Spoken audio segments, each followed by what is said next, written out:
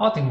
Então, vamos dar início à defesa de mestrado do aluno Cícero Costa da Silva, do Programa de Pós-Graduação em Biodinâmica e Geofísica. A banca está formada pelo professor Marcelo Pérez Rocha, da Universidade de Brasília, e pelo professor Adelson Farias do Nascimento, da UFRJ, certo? E também por mim como orientador do aluno. Então, o título da dissertação é Tomografia de Ruído Sísmico de Ambiente na província de Borborema com estações de período curto. Eu acho que ficou cortado essa tela. E o candidato, vou explicar um pouco como é que será o procedimento aí, é muito semelhante às defesas presenciais. Você tem até 45 minutos, tá, para apresentar os seus resultados, certo?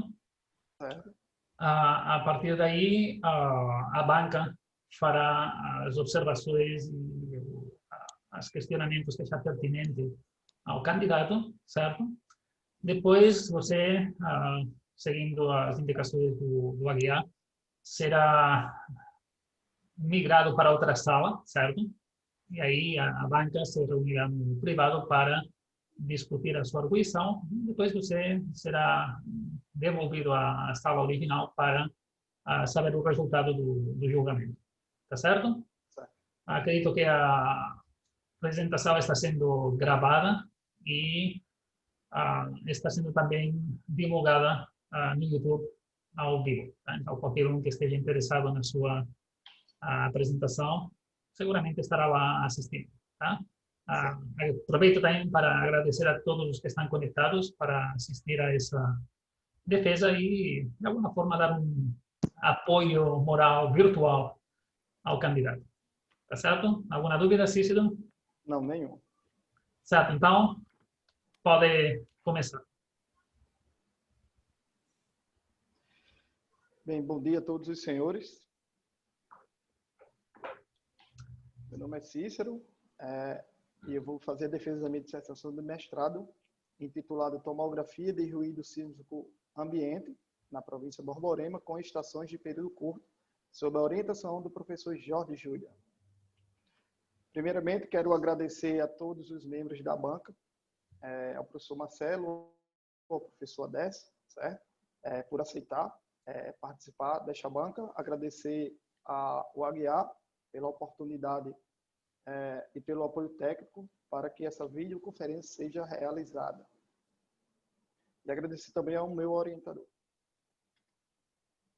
Vamos começar com esse sumário, que será seguido no decorrer da apresentação, onde vamos falar de uma parte introdutória, destacando o nosso objetivo, certo? Depois, a falar da emergência das funções de Green, processamento, certo? Para se obter os resultados. As curvas de dispersão obtidas através dessa função de Green emergida. Depois, falaremos da tomografia, que foi realizada a partir da inversão dessas curvas de dispersão, dos resultados que serão discutidos, conclusões e considerações finais. Bem, sabemos que as ondas sísmicas que se propagam no interior da Terra, a partir da ocorrência de um terremoto, é muito importante para que possamos imaginar, ou seja, a estrutura da crosta terrestre, pois essas ondas que se propagam trazem informações. Como observamos neste mapa, que representa a distribuição global de sismos, certo? Essa linha azul clara, ela representa a borda das placas tectônicas. E observamos que há uma maior ocorrência de terremotos na borda das placas tectônicas. No entanto, essa região onde se localiza o Brasil, no interior da placa sul-americana, mais específico a região da província de Borborema, no nordeste do Brasil, é uma região intraplaca. Ou seja, que nós não temos a ocorrência de tantos terremotos como nas bordas das placas, uma sismicidade relativamente baixa. Isso implica que nós não temos muitos dados quando nós queremos imaginar a crosta terrestre para essa região de estudo. Uma alternativa bastante viável é utilizar o ruído sísmico ambiente que se propaga independente da ocorrência de terremotos. Na figura esquerda superior temos um sismograma, certo? Mostrando a propagação, por exemplo, das ondas P e S, da cauda, sísmica, que é a cauda, e após aqui nós temos o dado que nós vamos trabalhar, que é o ruído sísmico ambiente. À direita nós temos o espectro de energia, o espectro de amplitude, para a estação de Tuque, no Arizona, nos Estados Unidos. Os pesquisadores fizeram registros de 10 anos contínuos do ruído sísmico ambiente e observamos dois principais microsismos, o primário e secundário, na faixa de 5 e 10 e de 10 a 20 período, certo? Ou seja, esses dois principais microsismos, eles se propagam preferencialmente como ondas de superfície e serão utilizados para que possamos recuperar a função de Green. Aqui embaixo nós temos o processo de formação desse ruído, que geralmente as ondas que quebram na linha de coxa causam esse ruído primário, e o ruído secundário é causado pela interação de duas ondas que viajam em direção oposta, se propagando no nosso assoalho oceânico como onda de superfície. Muitos trabalhos foram realizados, muitos trabalhos de tomografia de ruído sísmico ambiente. Nas últimas décadas, e um deles foi realizado por Dias e colaboradores na região da província de Borborema, uma aluna também do programa de pós-graduação em Geofísica e Geodinâmica, da UFRN. Ela utilizou 34 estações de banda largas, permanentes e temporárias, e fez uma tomografia de ruído sísmico. Aqui nós temos a distribuição das estações e à direita nós temos a cobertura dos raios.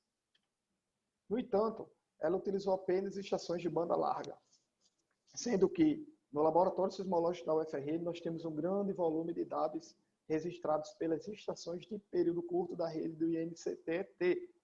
Então foi isso que motivou minha pesquisa.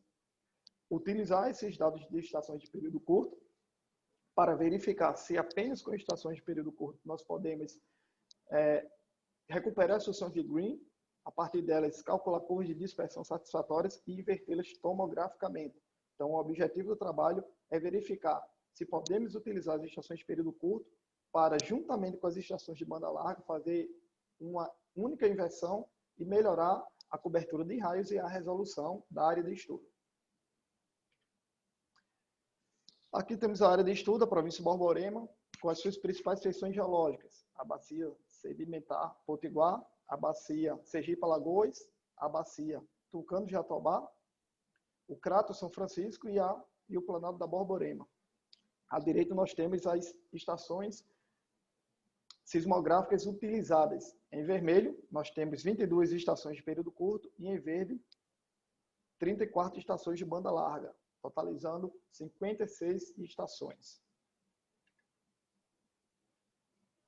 Agora vamos falar dos dados sismológicos, ou seja, da etapa de processamento. Para recuperar a função de Green empírica, foi realizada uma série de passos e processamentos metodológicos, como visto em Besse e colaboradores, 2007, e o empilhamento de fase ponderada no domínio tempo-frequência, proposto por Schimmel, 2011.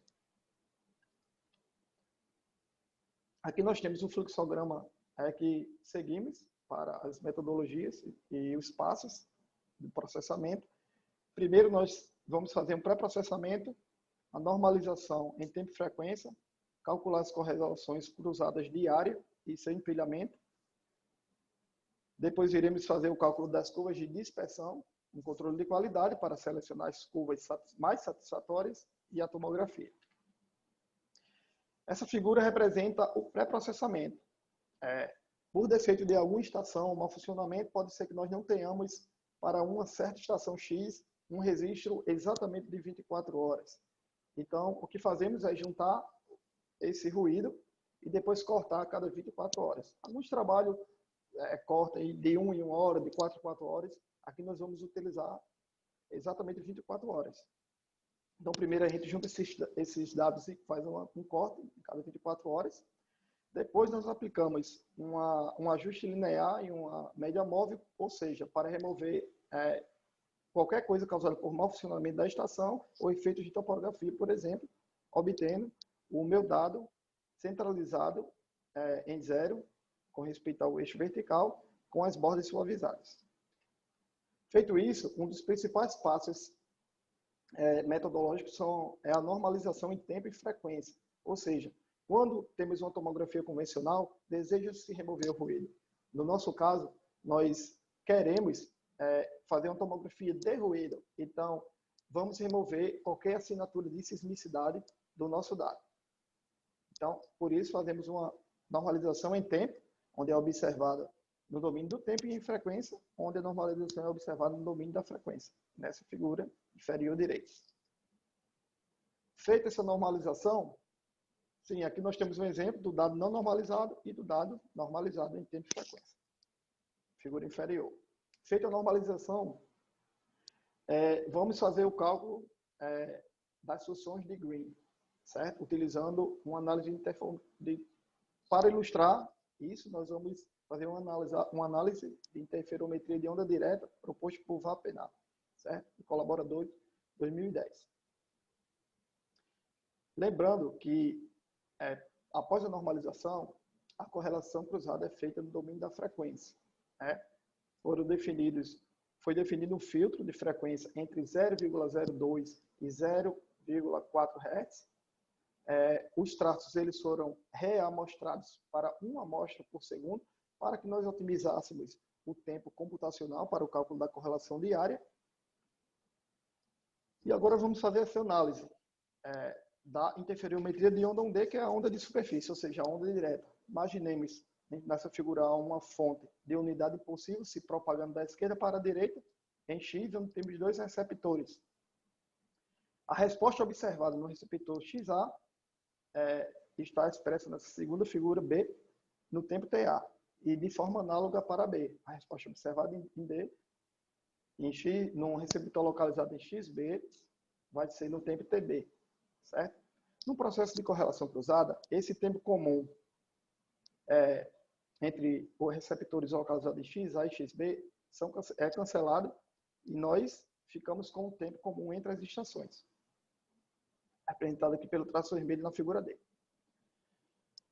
Ou seja, quando nós, dito em outras palavras, por que recuperar a função de Green? Por que podemos recuperar a função de Green?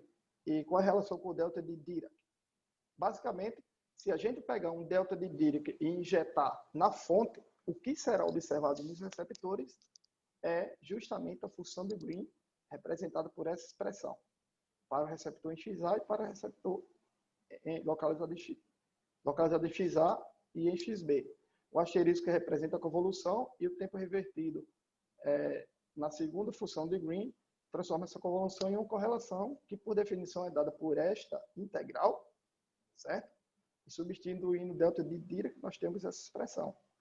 Existe uma propriedade fundamental do delta de Dirac, ou seja, se a gente tem um produto de duas funções, de uma função, com a segunda função delta com um atraso em TA, quando nós integramos este produto, nós vamos obter a primeira função amostrada justamente em TA. É onde temos essa expressão, como o tempo é distância sobre velocidade, obtemos essa segunda expressão, que é a função de Green propagada entre os receptores localizados em XA e XB, mostrando que nós não precisamos aqui de informação da fonte. Aqui são exemplos, certo? Se nós temos aqui dois ruídos, A e B, para estações 1, estação A e estação B, e fazemos a correlação, nós temos aqui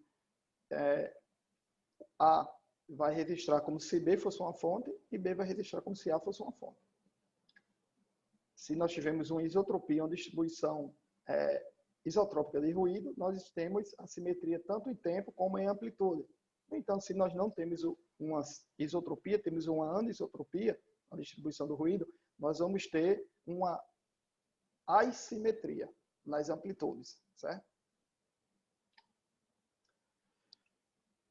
Agora vamos falar do processamento. certo? Uma vez calculada, utilizando os parâmetros como definido um filtro de frequência de 0.02 a 0.4, né? A frequência, o filtro de banda, de passa-banda, utilizado para fazer a correlação.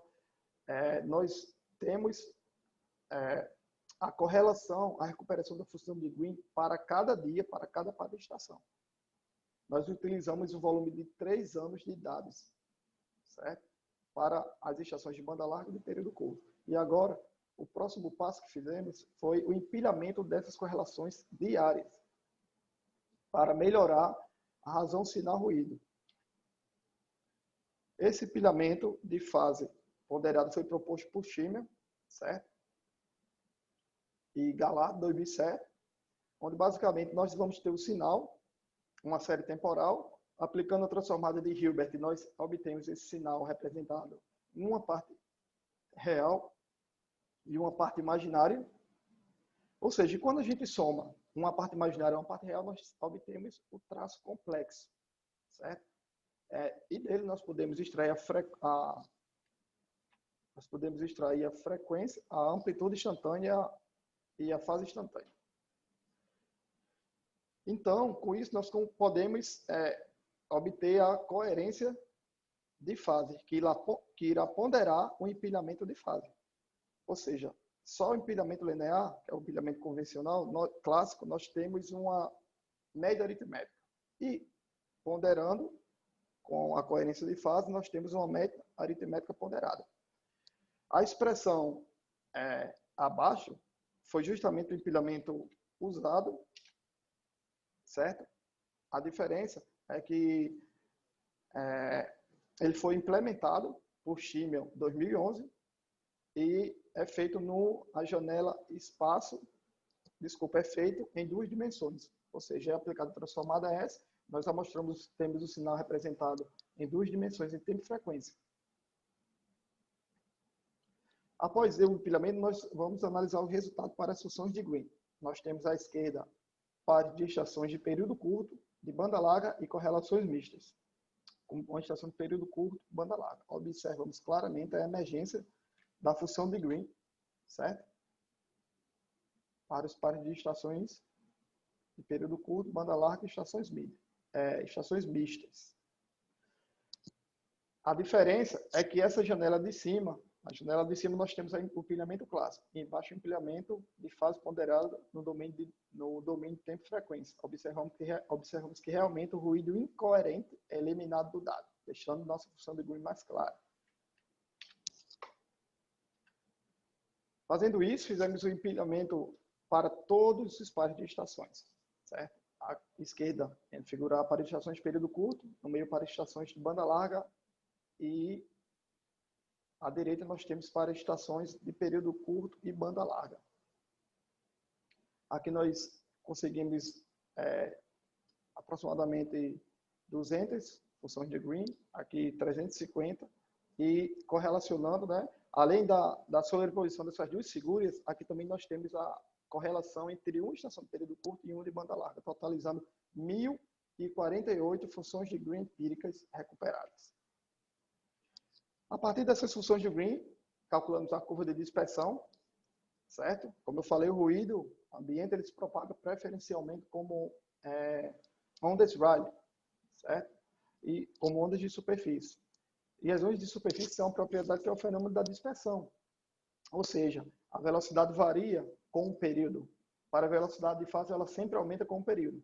Para a velocidade de grupo, ela varia com o período.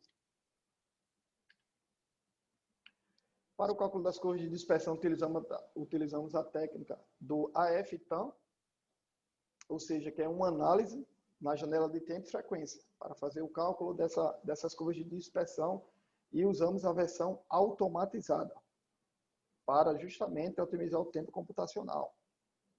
Basicamente, nós vamos definir o filtro para calcular o envelope. O filtro, que é o próprio envelope, ele já calcula.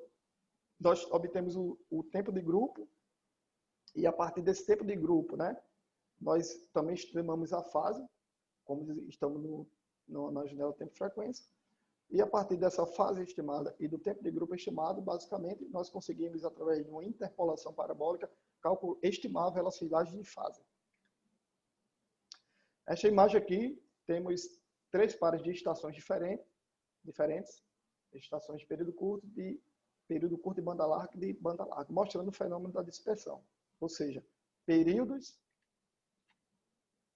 maiores viajam com maior velocidade, períodos menores viajam com menor velocidade.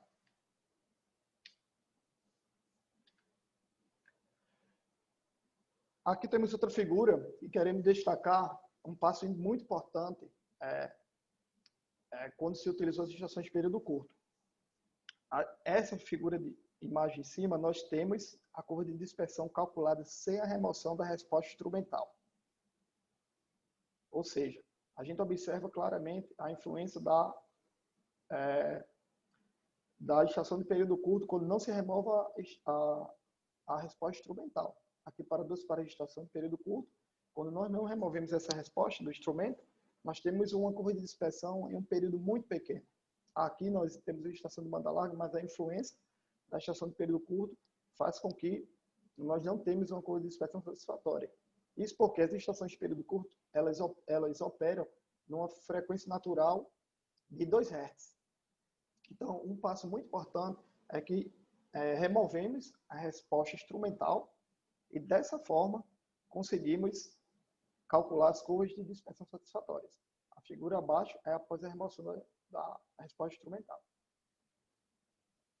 E conseguimos estender esse período até 12 segundos. Embaixo, sem a remoção e com a remoção, nós não temos tanta diferença, porque nós estamos trabalhando aqui com apenas estações de banda larga. Lembrando que, como estamos também trabalhando com estações de período curto e de banda larga, são estações de fabricantes diferentes. Então, é outro ponto em que justifica a remoção da resposta instrumental. Então, esse resultado mostra as 1.048 curvas de dispersão calculadas para as 1.048 funções de Green recuperadas, velocidades de grupo e velocidades de fase, que foram sobrepostas, e a gente observa que nós temos um padrão, análogo para essa figura direita, velocidade de fase. Então, nós fizemos um controle de qualidade para remover essas curvas que não estão seguindo esse padrão.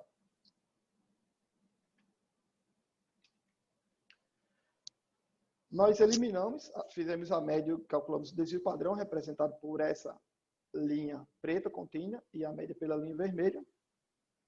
Nós eliminamos as curvas que estão acima de um desvio padrão, para mais e para menos, obtendo assim 32, nós assim ficamos com 68% dos dados, certo? E foram eliminados 32% dos dados.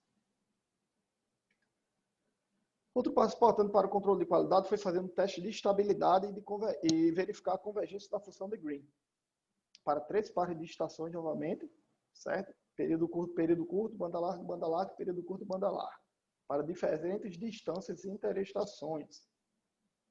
À esquerda nós temos dias empilhados aleatoriamente.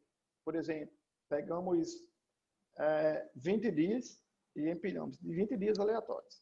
Observamos que a função de Green não foi recuperada e suas curvas de dispersões ainda não são satisfatórias, não são estáveis também. À medida que vamos adicionando dias no empilhamento, vamos convergindo para a função de Green.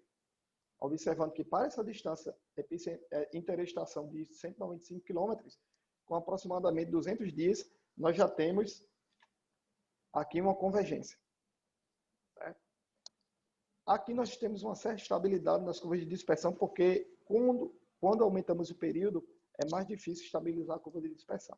De forma análoga, temos para outro par de estação, a diferença é que aqui nós temos uma distância maior, ou seja, precisamos de mais dias para que a função de Green seja convergida. Certo? E aqui uma estação ainda maior, 576 km, uma distância de interestação, então precisamos de mais dias ainda, aproximadamente 350 a 400. Feito isso, nós também fizemos o o parâmetro do 3 lambda. Ou seja, se a gente vai calcular uma curva de dispersão para um determinado período,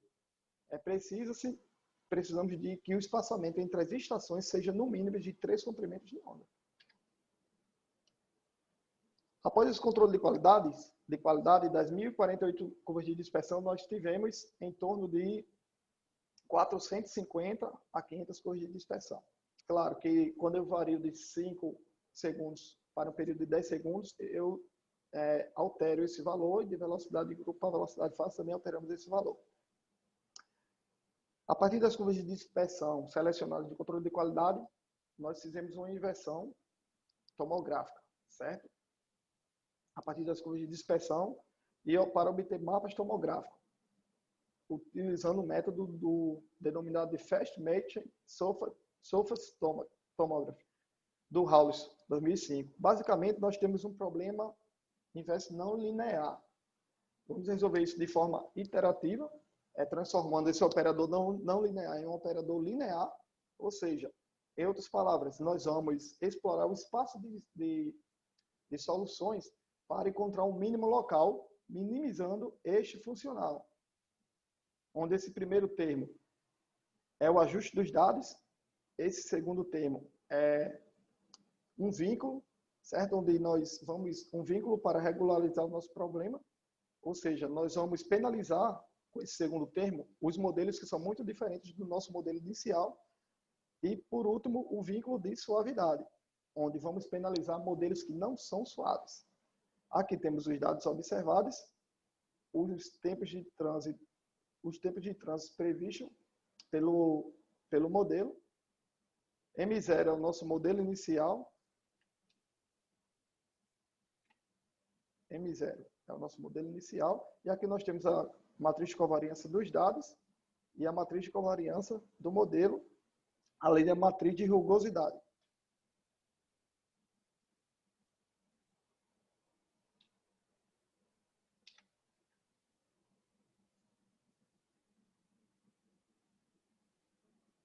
Só um instante.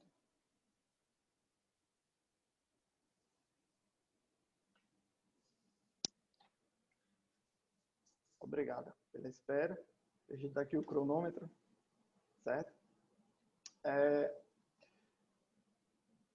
Nós vimos a metodologia, né, a qual nós utilizamos para fazer a tomografia. E outro ponto interessante nessa metodologia é que nós fizemos o teste de resolução, conhecido como checkboard, que é o teste de xadrez.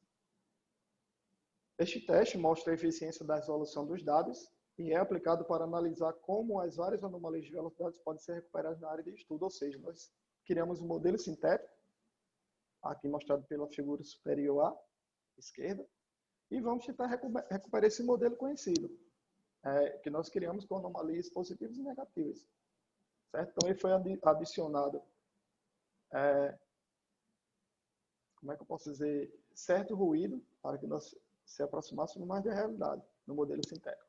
E aqui nós observamos que nós conseguimos recuperar bem o modelo, onde temos uma densidade maior de raios, certo?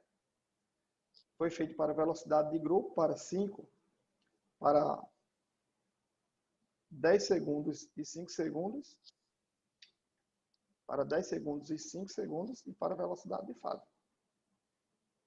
E observamos que na região Nordeste, onde se concentra a densidade de raios, nós temos uma maior recuperação do nosso modelo conhecido. Aqui nós temos um perfil de sensibilidade para velocidade de grupo e de fase. Né? Na verdade, nós vamos verificar como é que a velocidade de grupo varia em relação à velocidade da onda S. Ou seja, essa figura aqui, basicamente, ela representa o kernel de sensibilidade. Ou seja, nós observamos que para, por exemplo, um período de 5 segundos, representado por essa linha verde para a velocidade de grupo, mais ou menos a 5 km é onde nós temos uma maior sensibilidade. E observamos também que essa curva para a velocidade de fase ela é mais larga, ou seja, a sensibilidade da velocidade de fase ela é mais sensível a intervalos maiores de profundidade.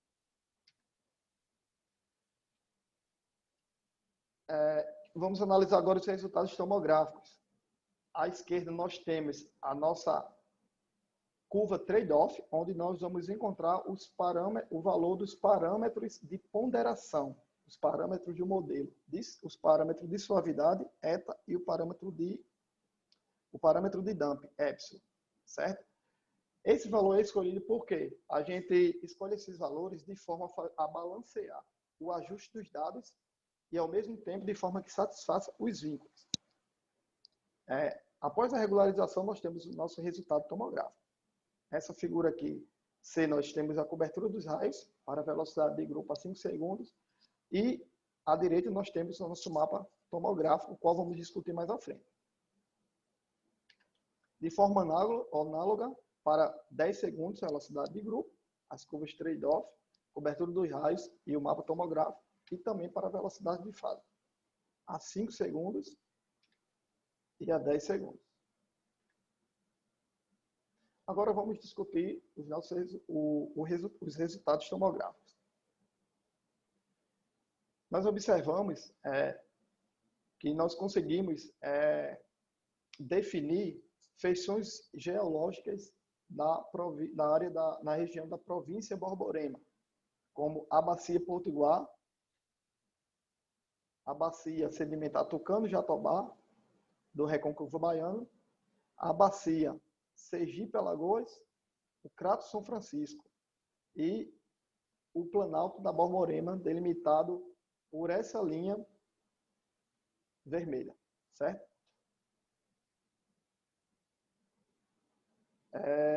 Aqui para 5 segundos e para 10 segundos.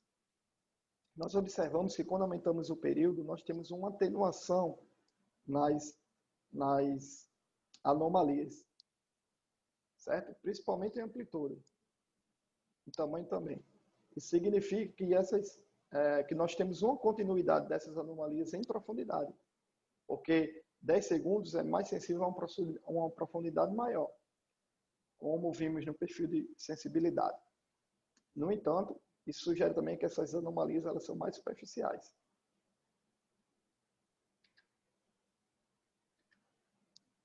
Após o cálculo esses resultados tomográficos para velocidade de grupo, nós também obtemos mapas tomográficos para velocidade de fase, certo? Onde nós conseguimos imaginar a bacia Tucano-Jatobá, a bacia Potiguar,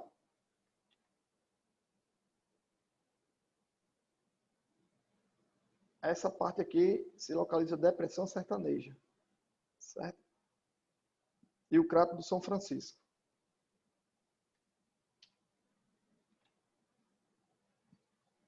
Como falei, a bacia Tucano-Jatobá é a bacia Sergipe-Alagoas. E aqui o mapa de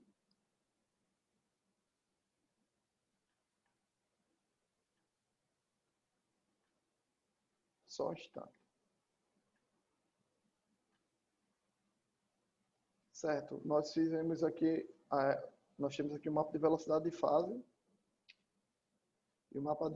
e comparando esse mapa de velocidade de fase com o mapa de velocidade de grupo.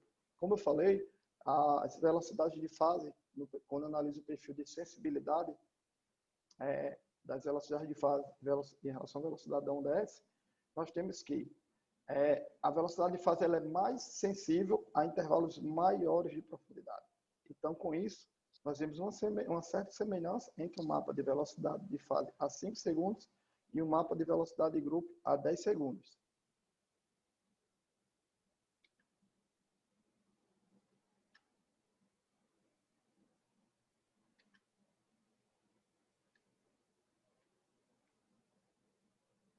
Pronto, esse aqui é um mapa de velocidade a 10 segundos, certo?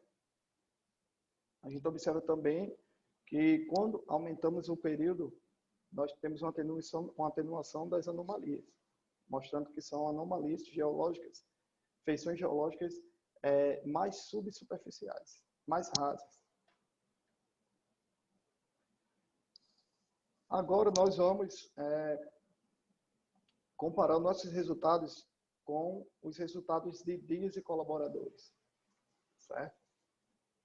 observando essa figura 33, onde ela utilizou apenas estações de banda larga e em meu trabalho, em minha pesquisa, utilizei tantas estações de banda larga, adicionando mais 22 estações, totalizando 56 estações de período curto e banda larga. Então, observamos que ela consegue definir essas duas anomalias de velocidade, de baixa velocidade, da bacia Potiguar e Tucano de Jatobá, e o crato do São Francisco, o que também é observado em nosso mapa tomográfico.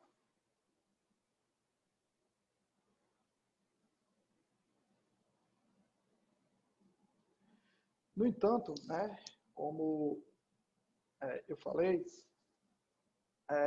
a motivação do meu trabalho foi justamente incluir essas estações de período curto. Ou seja, se eu tenho 56 estações, eu tenho uma densidade de raios maior. Né? Então, o que houve? Com isso, nós melhoramos a nossa resolução.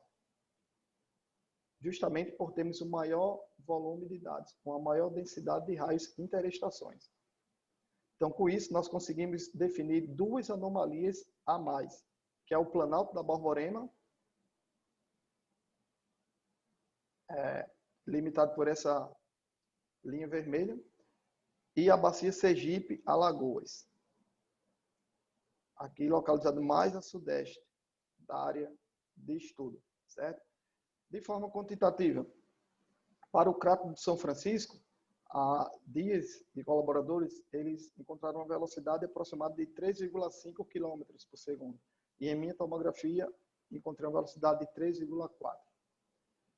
Em resumo, as anomalias definidas em minhas tomografias, elas tiveram uma amplitude um pouco maior, como, por exemplo, para a bacia Tucano de Jatobá, eu tive uma... Só um instante.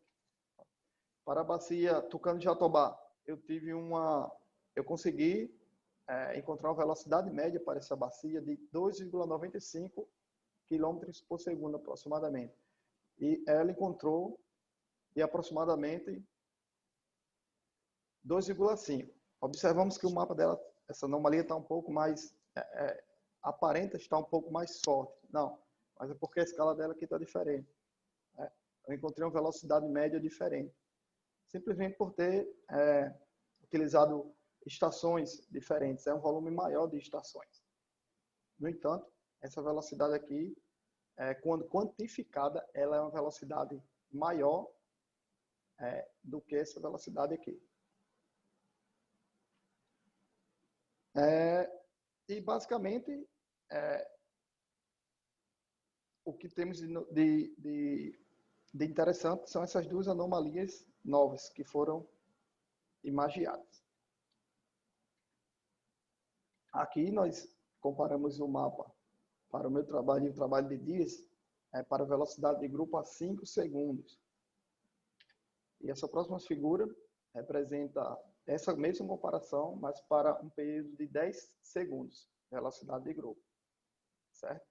Onde a gente observa que realmente ela não consegue magiar o Planalto da Borborema nem a bacia Sergipe-Alagoas. Mas nos dois mapas, quando aumentamos o período, como já expliquei, as anomalias são suavizadas, certo? E essa diferença foi basicamente por ter incluído as estações de período curto. Aqui nós temos essa outra imagem para, como eu falei no início, do trabalho, que a utilização do ruído sísmico ambiente para fazer a inversão tomográfica, ela tem sido muito promissora nas últimas décadas. E aqui eu coloquei essa figura para que a gente possa observar, à esquerda, o quanto promissor, o quanto é viável essa alternativa de trabalhar com ruído. Porque aqui à esquerda nós temos uma tomografia continental da América do Sul, realizada por Luiz e colaboradores, certo? 2015. Nós observamos à direita, aqui à direita, a anomalia, desculpa, o mapa tomográfico de anomalias de velocidade que eu fiz utilizando em minha dissertação, utilizando apenas ruído, ou seja, À esquerda nós temos uma tomografia convencional e à direita uma tomografia de ruído sísmico ambiente. Nós observamos que temos semelhanças, né? Nós temos escalas diferentes, certo? Aqui de velocidade, mas se a gente quantificar essas velocidades, nós temos uma velocidade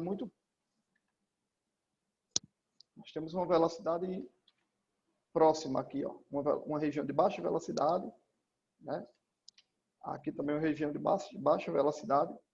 O crato do São Francisco, uma região de alta velocidade. Aqui no mapa da tomografia, utilizamos dados de terremoto. Nós temos também essa região aqui da Bacia Potiguar de baixa velocidade. Certo? Então, essa região aqui também de alta velocidade. Então, a gente observa uma semelhança, que isso comprova que realmente trabalhar apenas com ruído é uma alternativa viável, como veremos agora nas conclusões. Entendeu? Agora vamos às conclusões, onde verificamos que realmente é possível recuperar a função de Green utilizando apenas estações de período curto. Uma vez recuperadas essas funções de Green, apenas com estações de período curto, nós conseguimos fazer o cálculo das curvas de dispersão e conseguimos invertê-las tomograficamente. Ou seja, verificado isso, verificado que nós conseguimos esses resultados de forma satisfatória só com estações de período curto, nós acrescentamos essas estações, juntamos essas estações de período curto com as estações de banda larga para que pudéssemos aumentar a nossa cobertura. E aumentando essa cobertura, nós conseguimos uma melhor resolução, mapeando duas anomalias que dias não conseguimos mapear no seu trabalho, que é o Planalto da Borborema e a Bacia Sergipe-Alagoas. A técnica do empilhamento de fase ponderada no domínio tempo-frequência foi bastante eficiente, como verificamos que ela remove o ruído incoerente, deixando a função de Green mais clara. E, além do mais, como vimos, é realmente possível extrair ruído, né?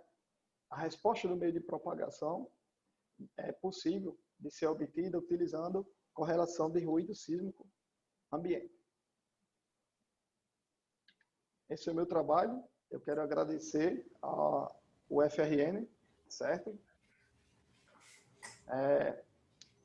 Por todo o apoio, né? Pelo empenho dos funcionários e professores, certo?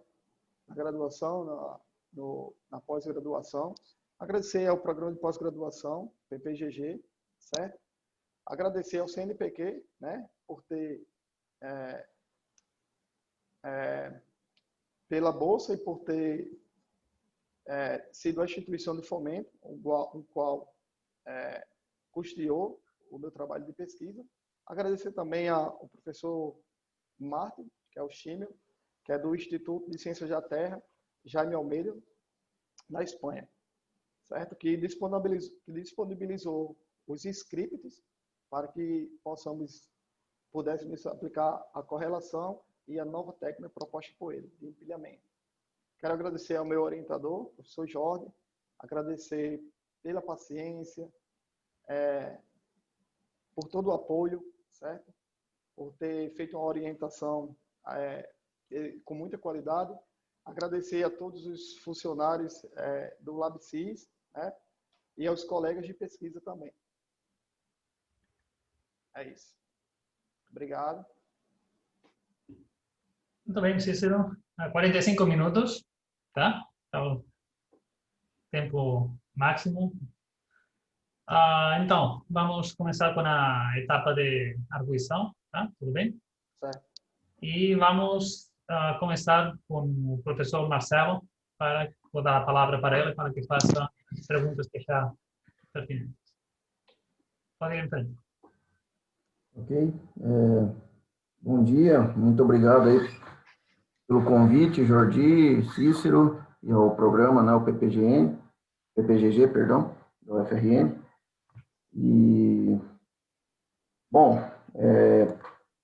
Cícero, parabéns pelo trabalho, eu acho que é um trabalho bastante coeso que você fez, e tem uma novidade aí, que é a utilização das estações, né, pelo menos aqui, dos trabalhos que eu tenho visto aqui no Brasil, na utilização de período curto, né? Então, eu acho que é uma contribuição muito importante, né, a análise que você fez dos dados com essas estações. Bom, eu vou seguir aqui uma sequência, né, que é mais ou menos a sequência do texto, e vou comentando e a gente vai discutindo ao longo do trabalho, tá? Ah, assim, em termos de forma, eu acho que a tese está bem escrita, tem alguns detalhes assim que seriam interessantes de serem revistos, né? Eu anotei algumas coisas. Você tem alguns problemas de digitação, né? Algumas palavras digitadas erradas, entre outras coisas, né? E pequenos probleminhas assim, que eu acho que é uma questão mais de estilo, né? A questão você botar uma figura antes de citá-la no texto, esse tipo de coisa, mas nada assim que desmereça o conteúdo do seu trabalho. Então, depois eu vou te mandar o texto, acredito que os outros membros da banca talvez terão algumas sugestões para colocar. Bom, eu vou seguir aqui então meus comentários e a gente vai conversando. Você já é picuinha, mas vamos lá, né?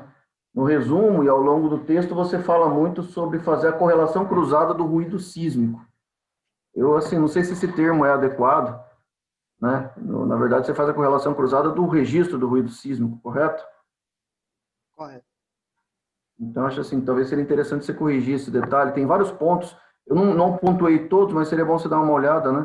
Você fala sempre muito a correlação cruzada do ruído sísmico, correlação cruzada do ruído sísmico. A correlação cruzada é do registro do sismograma, né, que registrou o ruído sísmico. Eu acho que seria interessante. É um detalhe, picuinha, mas seria importante você dar uma olhada nisso. Bom, só um minuto. Bom, na página 15 do seu trabalho, você, na verdade, faz aqui nesse tópico do capítulo 1 da introdução, você faz toda uma revisão, vai falando do ruído, assim, como é que ele surgiu, o trabalho com ruído, tomografia, etc., né? Comenta alguns trabalhos mundiais, e aí quando você chega na página 15, no segundo parágrafo, né?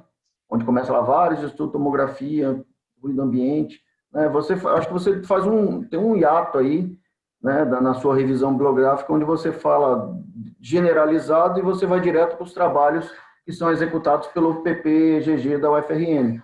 Eu senti falta de alguns trabalhos, né? Tem algumas dissertações, algumas teses que foram desenvolvidas em outras partes do Brasil. Acho que seria interessante comentar esses trabalhos, né? O ruído sísmico tem sido aplicado em todo o país, né? Então seria interessante a citação desses trabalhos, né? Então, o que ficou parecendo assim, tem a ideia mundial, né? De repente você caiu, só tem sido feito no Brasil né, com os trabalhos da PPGN. Eu acho importante PPGG, né? Você pode falar, né? E você está realmente fazendo afunilando, né? A sua revisão, mas eu acho que você não pode deixar de falar de trabalhos que foram aplicados em outras partes do Brasil, né? Eu acho que é importante. Inclusive, quando você fala dos trabalhos do PPGG, você enfatiza bastante o trabalho do Poveda, né?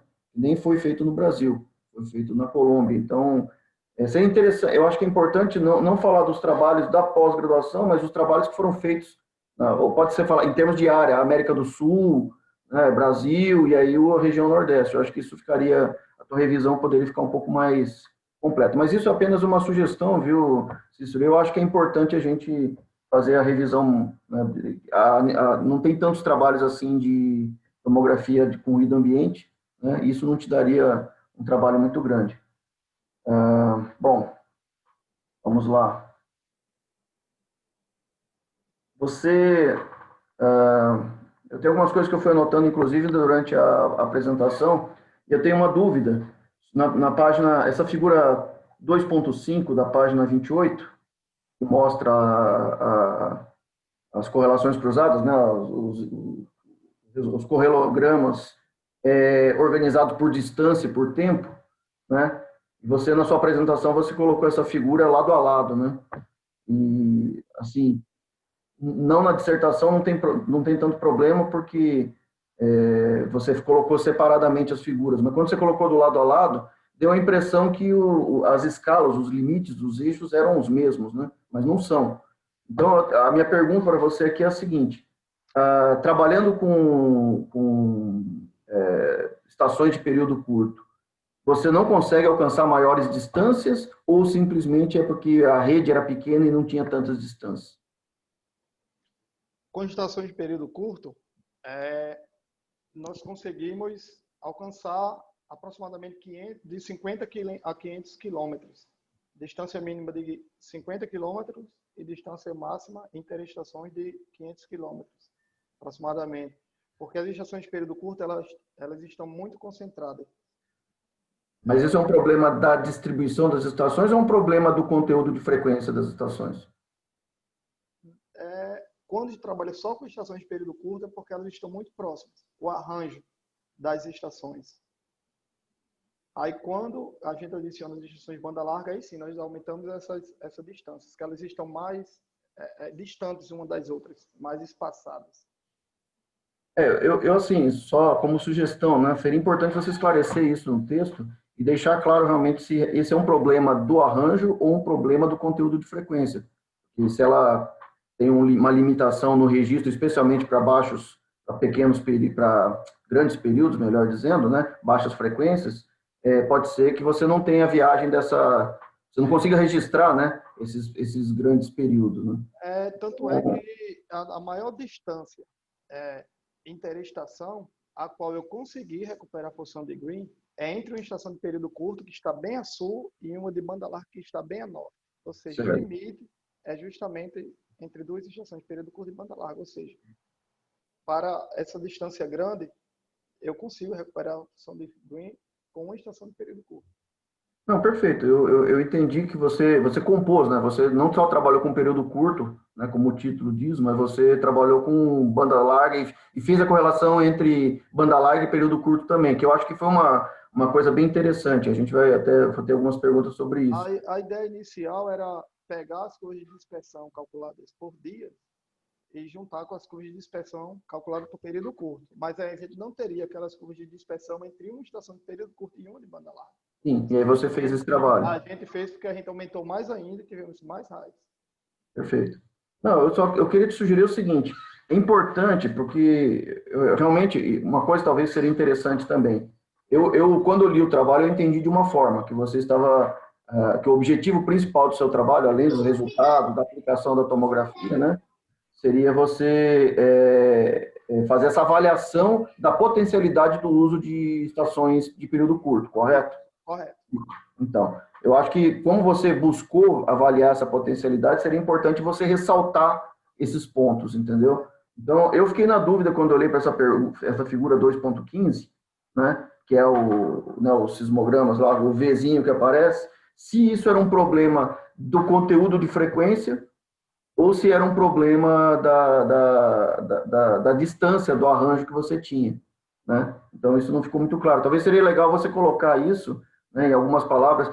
Aí eu até te faço a pergunta. Se você tivesse uma estação de período curto mais distante uma da outra, sei lá, 700 quilômetros, 1.000 quilômetros uma da outra, seria possível recuperar função de green para esse par? Deixa eu dar só um instante, por favor.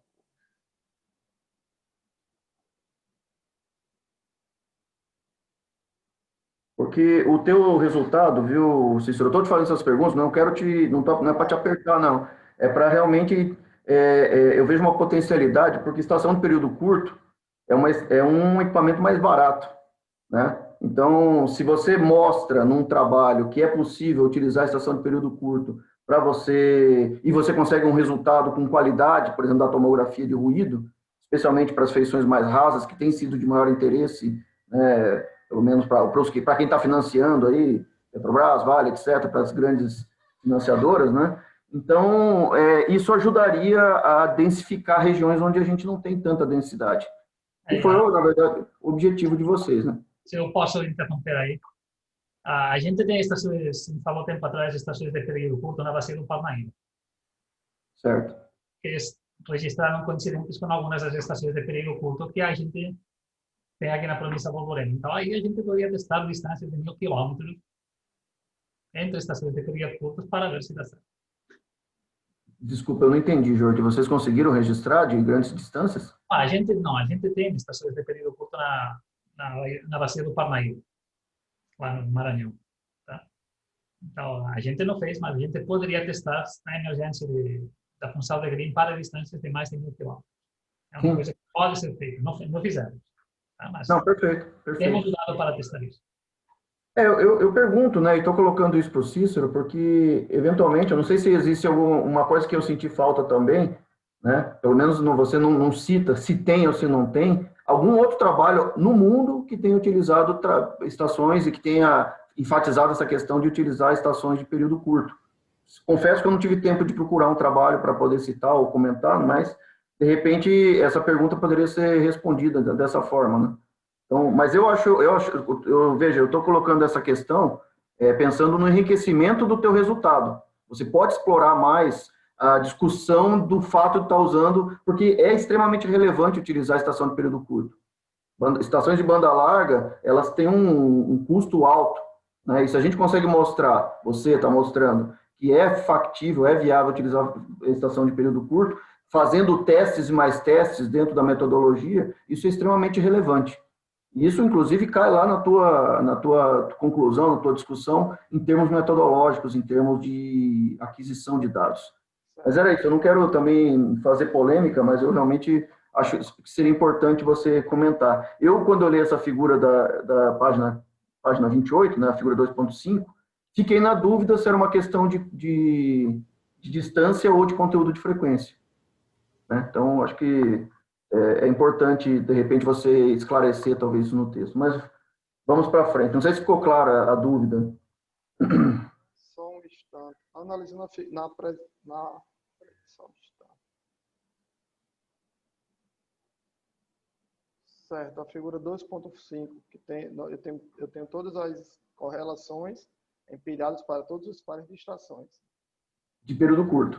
De período curto. Isso. Aqui no eixo vertical, a gente tem uma distância máxima, né, de 450 quilômetros. Isso. E o tempo lá é de menos 200 a 200. Ou seja, você olha a figura seguinte, a outra figura desse tipo, na verdade, você tem um quadradinho aqui da sua figura que representa aquela anterior. É o biquinho lá da outra, o biquinho assim da figura, né? Então, a dúvida fica, você precisou usar estações de banda larga para complementar a tua base de dados, para poder alcançar maiores distâncias, né? Ou você realmente, o seu arranjo que não permitiu? Não, o arranjo que não permitiu. Conforme essa figura anterior, a figura 2.5 mostra, a distância máxima é 450. Certo. Ou Máximo seja, por causa do arranjo, né? por causa do arranjo. Mas se a gente olhar, por exemplo, a figura... Só um instante... O Jordi comentou que vocês têm estações de período curto em grandes distâncias lá na bacia do Parnaíba, então seria possível fazer algum teste nesse sentido. Claro que não seria para o seu trabalho, mas aqui talvez para solucionar essa minha dúvida, seria interessante você enfatizar em algum ponto um parágrafo que a limitação da distância de registro das estações de período curto se deve especialmente ao arranjo, né? As distâncias máximas entre estações, para não ficar parecendo que tem alguma limitação de banda de frequência ou qualquer coisa assim. Aqui eu queria, por gentileza, pedir para você observar a figura 3.2. 3.2, só um minutinho. Só um minuto que eu estou apanhando com o mouse aqui. Página 37. 3.2. Pronto, Okay. a gente observa aqui que eu já tenho uma distância maior para duas estações de período curto. Essa distância aqui é praticamente o dobro daquele quadradinho que eu mostrei. Sim. Por exemplo, aqui em cima temos uma distância de 420 quilômetros. E a gente observa que eu não mostrei a função de Green isolada para esse par de estação, mas eu tenho o dobro de distância do outro par, que eu mostrei na figura que o senhor falou, aquele par isolado. E a gente observa, não destaquei aqui a função de Green, mas a gente consegue sim, na figura C, calcular a curva de dispersão a partir da função de Green, entendeu?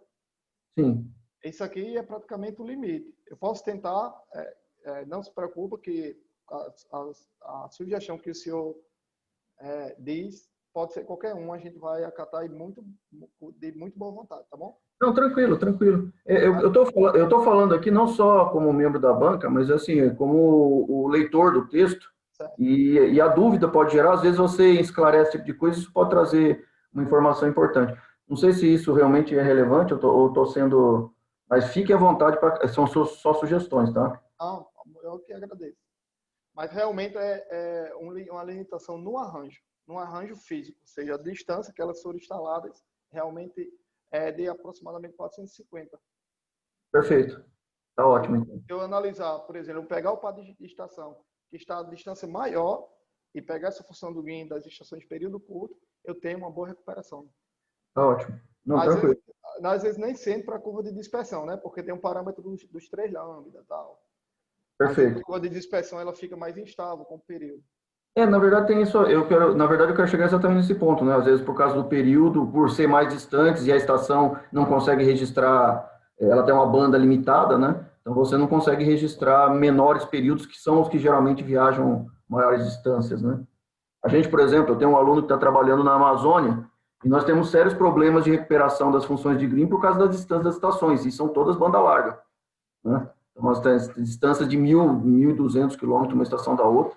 A gente tem, na verdade, está até inviabilizando um pouco o trabalho dele, esse tipo de coisa. Mas vamos lá, vamos para frente, para não quero gastar todo o tempo aí.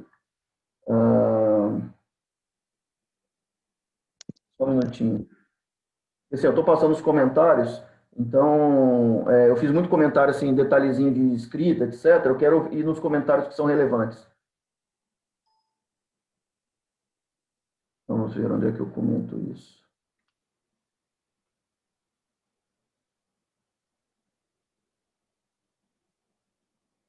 Então, você na página 38, no penúltimo parágrafo, no final do penúltimo parágrafo, né, você fala sobre a questão da remoção da resposta do instrumento, né? Então, você comenta que um outro fator importante a ser observado nas figuras B e C da 3.3, se não me engano, né, é que a curva de dispersão melhora lá depois da remoção da resposta do instrumento, né? Então, percebe-se que a remoção da resposta instrumental é fundamental para que, com as estações de período curto, se obtenha a curva de dispersão de até 12 segundos satisfatoriamente. Aí minha pergunta para você é a seguinte, né? Essa frase ficou para mim um pouco em dúvida. É necessário retirar a resposta do instrumento porque elas são de período curto ou porque são instrumentos distintos? As duas coisas. Assim, geralmente, vamos supor que você estivesse trabalhando só com estações de banda larga, mas de fabricantes diferentes, é ideal que eu faça a remoção da resposta do instrumento, né? Perfeito. Mas, se eu estou trabalhando apenas com estações de período curto, e como elas trabalham em frequências altas, relativamente altas, quando eu recupero sem remover a resposta do instrumento, tenho uma curva de dispersão para um período muito pequeno. Então, se eu faço a remoção da resposta do instrumento, eu consigo aumentar esse período. Então, essa aqui é a minha dúvida. Se eu tivesse duas estações do mesmo fabricante, era necessário eu tirar essa resposta do instrumento? Isso. Ou isso era cancelado durante a correlação? Porque sendo do mesmo fabricante, você não tem o problema da curva do instrumento, né? Mas aí tem que retirar, para justamente a gente conseguir aumentar esse período. Eu fiz esse teste, fiz a correlação, o cálculo da curva de dispersão sem a remoção da resposta de instrumento, então as coisas eram um período muito... E os instrumentos eram iguais, os equipamentos eram iguais? Todos os instrumentos de período curto. Então, eu estou perguntando porque para a banda larga isso não faz grande diferença. Se a gente tiver os equipamentos iguais, não tem problema. Então, isso é um problema das estações de período curto. Isso. Você, para poder ampliar o espectro, você necessariamente tem que tirar, não interessa se é ou não é do mesmo fabricante, tem que tirar a resposta do instrumento. Tem que tirar. Isso foi um passo-chave. Se eu não tivesse tirado a remoção da resposta instrumental, eu não conseguiria ter calculado curva de dispersão satisfatória apenas com período curto, mesmo que fosse do mesmo fabricante. Ok.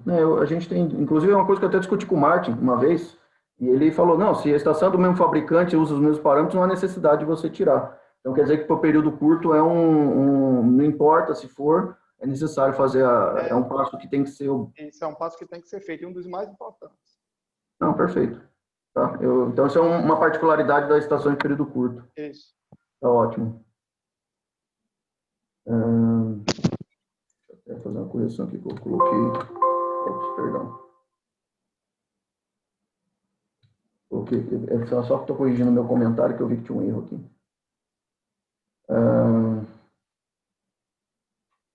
Então, outra coisa, né? Aquelas figuras das convergências que você tem, a figura 3.8, 3.9 e 3.10, né? Você mostra que para estações que tem banda larga envolvida, né? Ou é banda larga com banda larga, ou banda larga com período curto, você precisa de mais dias, né? Para recuperar, né? Para ter uma função de green mais adequada, né? Mais empilhamentos, né? Mais dias empilhados.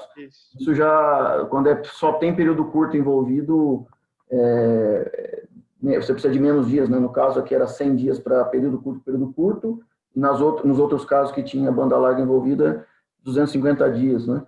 É interessante esse seu resultado. Você teria ideia do porquê disso? Na verdade, não tem tanta relação por ser estação de período curto. A relação é pela distância interestação. Ou seja, se eu tivesse 2 estações de período curto com grandes distâncias, eu precisaria de mais dias para ter uma função de green estável. Certo. Está variando aí a variação de interestação. Porque com as estações de banda larga, né, período curto de banda larga, eu estou aumentando a distância interestação. Sim. Eu pensei que tinha a ver alguma coisa com o conteúdo da frequência também, que você precisava para recuperar os períodos maiores, né? Com a banda larga, a período curto tem menos conteúdo de frequência, você precisava de mais dias. Bom, quer dizer, as de banda larga tem maior conteúdo de frequência, precisava mais dias para alcançar, para ter uma recuperação melhor desses períodos menores, né? Das frequências maiores, períodos maiores, perdão, frequências maiores. Aqui, assim, o que eu sugeriria para você, é claro, ninguém quer dar trabalho, mas já está terminando o trabalho, né? Mas, eventualmente, isso pode sugerir até na sua revisão do artigo, de repente, de você comparar a mesma situação, só que colocar estações de período curto com distâncias maiores. Você colocou aqui banda larga com banda larga, 576 km de distância, e período curto com banda larga, 486, ou seja, na média 500 e poucos quilômetros. De repente, você colocar ou os dois casos com uma distância menor, ou somente fazer para o caso da período curto com uma distância maior. Eu posso tentar fazer com a estação de período curto que tem a maior distância possível. A maior distância, para ver se você vai precisar de mais dias para frente para recuperar também. Eu acho que isso seria um teste interessante de ser feito. Mas eu já adianto que se aumentar a distância com estações de período curto, eu vou realmente precisar de mais dias para ter a curva estável. Então, seria mais interessante. Desculpa, pode falar. Seria mais interessante, eu acho, pegar 2 estações de banda larga, com a mesma distância dessas 2 estações de período curto. Perfeito. É um teste interessante só para eliminar a questão de ser ou não por causa do conteúdo de frequência. Você não, é por causa da distância e pronto. Certo. Eu estou com um pouco de dúvida dessa questão do conteúdo de frequência influenciar por causa da distância, né? E para você poder recuperar, ter uma curva melhor, né, mais ajustada, especialmente nos períodos mais longos, né? Você precisar de mais dados para empilhar, né? Mas isso é apenas uma sugestão também. Isso é uma dúvida que eu fiquei realmente. E você falou que é a distância, especialmente, mas é um teste interessante de ser feito. Bom, vamos para o final. Já estou indo para o final aqui, tá, Cícero? O teu grid, o grid que você usou tanto para o teste checkerboard e tanto para os dados reais foi meio grau, né? Foi 0,5. O grid do modelo de parâmetros, né? Isso. Ok. Aí vamos lá. Em relação, já indo para a parte de tomografia, você mostrou aqui na figura 4.7, página 5.3, e nas outras subsequentes, você mostra as curvas de trade-off, né? Para poder definir os parâmetros de regularização e o eta e a suavidade e o eta mesmo. O parâmetro de dump. O dump, o amortecimento e a suavização. que ele varia. Assim, eu vejo que você escolhe um ponto da curva aqui. A minha pergunta para você é, como é que você escolheu esse ponto? Ele foi uma escolha visual? Você usou algum critério numérico para definir, tipo, pegar o mínimo da curva? Como é que você fez isso? Primeiro, a gente pegou o número da curva, né? Primeiro a gente faz uma análise visual, né? Porque nessa curva trade-off, se a gente, por exemplo, ajustar muito, olhando o eixo horizontal aí, foi muito para a esquerda, a gente vai ajustar muito, mas não vai satisfazer os dois vínculos. Né? Que é o segundo e terceiro termo do funcional, ou seja, o eta e o dump. Né? A gente também não pode suavizar demais, escolher um modelo que seja muito próximo do modelo inicial e não ter um bom ajuste. Então tem que ser um meio termo, para que isso seja balanceado. Por isso nós escolhemos, primeiro, visualmente, essa região da curva que está no meio. Né? Então depois a gente vai, numericamente, olhar qual é o valor. E aí a gente pega esse valor, por exemplo, aí regulariza um parâmetro. Aí eu acho, por exemplo, o melhor valor para eta de 10. Eu pego esse valor de 10 e vou regularizar o dump utilizando o valor do eta. Depois, quando eu pego, aí eu já pego esses dois valores e vou fazer outra regularização. Entendi. Mas a escolha foi de modo que tenha um balanceamento entre o ajuste e os dois vínculos. Não, perfeito, perfeito. Essa curva é para você não deixar muito rugoso nem suave demais o seu modelo, né? Minha pergunta realmente é, porque isso é uma dificuldade, eu tenho dificuldade de escolher se... Geralmente a gente busca o mínimo da curva, né? Você tem uma tendência de ter uma curva, você pega aquele mínimo, que é o que não deixa tão rugoso e nem tão suave, né? Então a gente geralmente busca o mínimo, tira a derivada lá e encontra o mínimo da curva. A pergunta era se você realmente utilizou algum... Porque, por exemplo, nessa figura 4.7, o parâmetro aqui de dumping que você escolheu parece que não está no mínimo da curva, ele parece estar mais afastado do mínimo. O mínimo parece estar lá no 0.7, não sei. Então, por isso que eu fiquei em dúvida, né, desse critério. Você chegou a olhar resultados usando outros parâmetros? Isso. Para cada... Claro que na primeira regularização ela é muito, como é que eu posso dizer? Muito grossa, assim, né? A gente não vai fazer se não está muito bem regularizado, não tem para que perder tempo e fazendo mapa tomográfico. Então, quando já começa a ter uma regularização, comecei a ter uma regularização razoável, eu fui olhando os mapas. Até encontrar aqueles parâmetros onde, a partir deles, eu tenho os mapas mais suaves, um bom ajuste e com a proximidade do modelo inicial. Ok. Ok, então basicamente foi visual a tua definição desses parâmetros. Isso. Bom, aí nos seus resultados, figura 4.8, né, você está mostrando aqui o resultado para período curto somente, né, só com estações de período curto, e o análogo desse resultado seria a figura seguinte, né, da 4.9. E a gente percebe que só com estação de período curto, parece que assim, pelo menos uma impressão minha, né, que você tenha as suas anomalias mais bem delimitadas, né, ou seja, menos suavizadas. Aí quando você olha para os resultados de banda que envolvem raios de banda larga, né, você parece que as suas anomalias um pouco mais suavizadas. Aparentemente eu tenho uma sensação de que isso tem a ver com, como são as estruturas menores, né? Tem a ver com os períodos, e por eles serem melhor definidos nessas estações de período curto. Eu me refiro, por exemplo, à bacia potiguara aqui, né?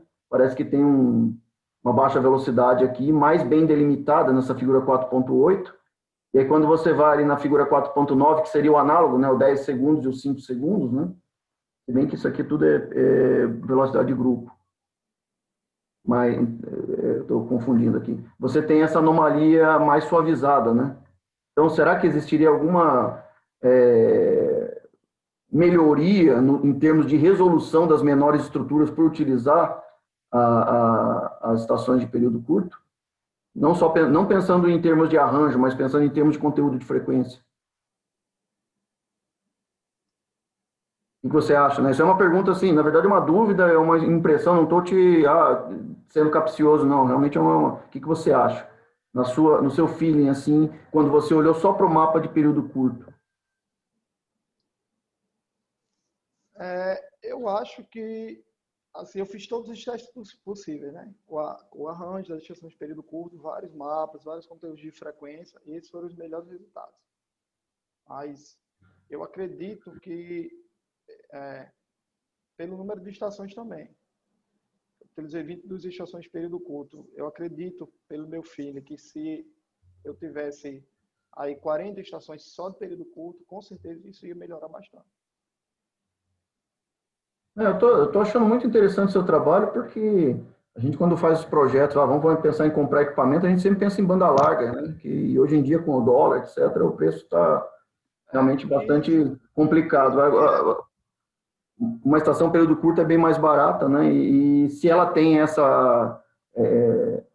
é viável fazer os trabalhos, né, com ela, para pelo menos tomografia, né, de ruído, que eu também trabalho, é muito interessante esse seu trabalho. Com certeza viável e realmente não existem trabalhos nesse sentido. Eu achei, salvo engano, 1 ou 2 artigos, muito poucos artigos no mundo, onde faz essa tomografia com estações de período curto, só com estações de período curto ou implementando juntamente com as estações de banda larga.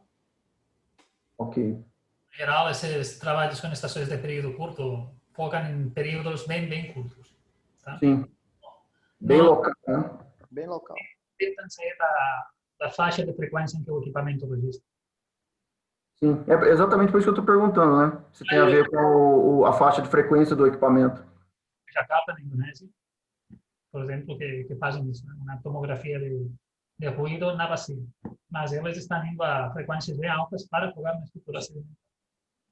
Regional, assim, vocês não chegaram a ver nenhum trabalho. Pelo menos não consegui ver nada. Muito bacana. Eu acho que assim, e você mostrar que tem viabilidade, principalmente que teus resultados eles são compatíveis quando você compara lá o só período curto e depois banda larga e período curto e depois só com banda larga, que é o trabalho da Dias, né? É Rafaela, não é o nome dela? Rafaela. Da Rafaela, você mostra muito bem que você recuperou as feições, né? E até eu acho, quando eu olho o mapa só de período curto, que você conseguiu recuperar bem as feições. Jorginho, eu estou indo para o final, só tenho 2 comentários mais sobre os resultados em si, né? Você, na página 61, aqui no segundo parágrafo, a parte, você comenta sobre o Craton São Francisco, né? E realmente você tem uma anomalia de alta velocidade ali no Craton, mas ali você tem um vazio muito grande de informação, né? E, assim, não te permitem falar muita coisa, a não ser que você tenha uma tendência de alta velocidade ali. Você não pode falar muito em termos de delimitação da região norte do Crato, outras coisas ali, não é isso? Isso, porque a gente não tem cobertura. Não tem cobertura ali. À esquerda dessa anomalia e abaixo, a gente não tem cobertura. Inclusive, quando você olha as tuas figuras, você tem uma anomalia meio norte-sul, assim, de alta velocidade, que começa lá no Crato São Francisco, né? Que me parece que é um artefato, né? Especialmente. Essa anomalia é muito grande aí, vertical. Talvez seria interessante você até, para o teu artigo, né, você definir uma área interpretável aqui. Né? Isso é uma boa ideia. Aí a minha segunda parte que eu ia falar sobre em termos de resultado é que você na sua apresentação, você até mostrou, desenhou as bolinhas lá, essa parte do Tucano Jatobá e depois da bacia do Sergipe Alagoas aqui, né, na parte costeira. E, assim, realmente dá para ver, comparado com o trabalho da Rafaela, que você conseguiu imaginar uma anomaliazinha de baixa velocidade ali na bacia, né? Mas, efetivamente, olhando em termos de cobertura, você não mudou muita coisa em cobertura. Talvez você tenha alguns raios atravessando ali por causa de outras estações que você colocou, as período curto, né? Mas, efetivamente, em termos de cobertura, você não tem grande cobertura aqui. Então, seria assim, não estou dizendo que você não pode interpretar isso. Pode interpretar, mas é bom enfatizar a limitação da tua interpretação, né? Eu acho que talvez aqui nessa figura, quando você for falar da parte sul ali, você dê um zoom e mostre os raios que você tem cruzando, que aí você tem condições talvez de fazer uma avaliação. Tem um programinha do Bruno Colasso, lá da USP, que ele fez junto com o Bianchi, Marcelo Bianchi, que eles não avaliam, geralmente a gente avalia a resolução, né? Mas eles fizeram uma avaliação de cruzamento de raios. Eu esqueci o nome do programa lá. Eles publicaram num congresso lá, nunca publicaram esse negócio, mas é um trabalho interessante que ele te dá um direcionamento de qual é a região interessante de ser interpretada. Porque eles não olham se tem muitos raios, não é um hit count, é cruzamento de raio. Então, isso é uma coisa importante, talvez que vale a pena você rodar, parece que não é muito difícil, né? Você só precisa dos seus ray paths, você pode rodar e gerar uma figura para te ajudar na interpretação. Bom, eu acho que eu te parabenizo aí, né? Eu não entrei muito na parte da interpretação, porque eu não conheço tanto assim a Borborema, né? Mas aparentemente os teus resultados ajudaram, especialmente ali comparando com o da Rafaela, a delimitar melhor o planalto ali, o platô da Borborema, melhor dizendo, né? Aquela anomalia de alta velocidade que tem ali, né? Eu acho que, e você principalmente mostrou essa potencialidade das estações de período curto. Então eu parabenizo, né? Eu fico por aqui e agradeço mais uma vez o convite. Eu agradeço a todos. Obrigado, Marcelo, pelos comentários. Então, aí vamos dar a palavra ao professor Aderson. Pode... Bom dia a todos. Obrigado pelo convite.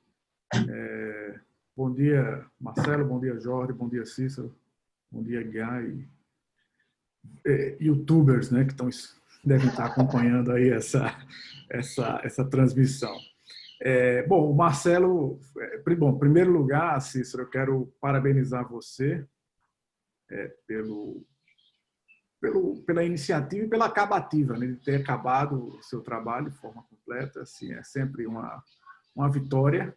Parabenizar também o orientador, porque é sempre cada aluno é uma história e cada aluno, digamos assim, tem um sabor diferente para quando a dissertação chega nesse ponto aqui da defesa. Então, é um dia de celebração e eu estou feliz em participar disso aqui. Quero parabenizar o Cícero, em especial, por conta dessa finalização desse trabalho dele.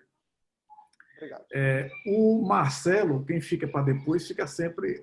eu tinha várias perguntas, mas algumas delas ele, obviamente, já cobriu. Então, não vou ficar aqui repetindo. Eu vou direto em alguns pontos que eu, digamos assim, que não foram ainda cobertos aqui nas discussões que antecederam a minha intervenção. Eu vou começar de trás para frente, porque aí a gente pega uma meada, aí, um fio de meada que o Marcelo colocou aí. Bom, o seu trabalho você coloca muito bem claro que você quer testar uma metodologia, um dos motivos é esse, você coloca o tempo todo isso aí, dá a completeza de aumentar a densidade de estações, etc. Mas me diga uma coisa, qual na sua opinião, Cícero, o principal resultado geológico diferencial aí, de interpretação, do conhecimento da região que você está contribuindo com a sua melhoria de imagem aí? E como isso se compara a um outro trabalho? Você comparou as coisas muito com o trabalho de Dias, de Rafaela, em 2015. Mas, assim, existe algum outro trabalho do ponto de vista de algum outro método geofísico que você pudesse comparar esse tipo de sua interpretação, principalmente dos limites da Borborema ou alguma outra feição? Bem, a feição mais importante, né, que essa nova metodologia em minha pesquisa conseguiu imaginar foi o Planalto da Borborema, né, que é aquela região mais, topograficamente falando, mais elevada, né, aproximadamente 1.200 quilômetros, região de alta velocidade. Então, essa foi a feição geológica, é uma das feições geológicas mais importantes da província Borborema, é o Planalto da Borborema, e a feição que eu consegui imaginar, né? Uma feição nova. Realmente, para a região de estudo, até então, nós tínhamos, com a correlação de ruído sísmico, o trabalho da Rafaela. Mas nós tivemos outros trabalhos para a província Borborema, na área de função receptor. Entendeu? Então, a gente pode, inclusive, verificar no trabalho eu não fiz, né? Realmente, o foco foi comparar o trabalho dela, né? Onde ela fez a correlação de ruído sísmico para recuperar ondas de superfície. Mas eu posso ver verificar essa questão de comparar com outros trabalhos, né? Para que a gente possa, como é que eu posso dizer, ter interpretações mais concisas ainda. Deixa eu perguntar uma coisa. Aqueles limites em vermelho da província Borborema, você pegou de onde? Que limites foram definidos por quem? Sim. Pronto, esse é um dos trabalhos que eu acabei esquecendo, mas que a gente... Deixa eu só verificar aqui. Foi baseado em que método? Quem foi o autor e que método ele usou? Como é que eles chegaram naquele contorno? Você sabe? Eu vou só olhar aqui o ano de publicação. Mas, salvo engano, foi um trabalho de 2008. Oliveira et al. Isso. O trabalho de Oliveira, né? Onde a gente tem um trabalho